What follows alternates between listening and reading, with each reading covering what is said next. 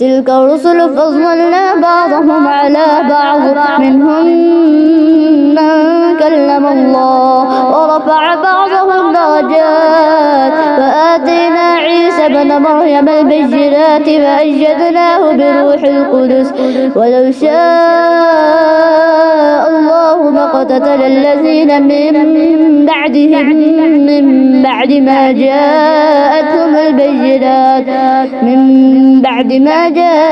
البينات ولكن اختلفوا فمنهم من آمن ومنهم من كفر ولو شاء الله ما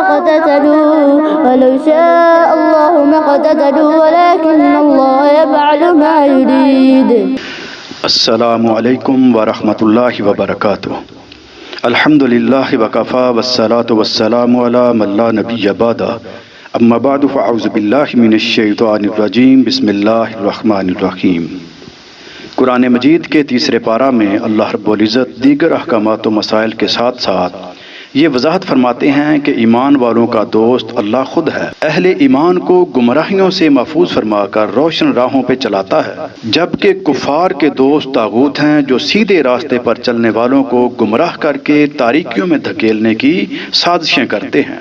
اللہ مالک کائنات نے الحاد و دہریت کے نظریات کا رد کرتے ہوئے اس پارہ کے اندر دو انتہائی شاندار قسم کی دندان چکن مسالیں دی ہیں. نمبر 1، 100 سالہ نیند کے بعد اللہ کے بندے محسوس کرتے ہیں کہ روٹین وائز رات یا دن کا کچھ حصہ سوئے ہیں، لیکن اپنے گدھے کو دیکھتے ہیں تو وہ مر کر گل سڑ چکا ہے.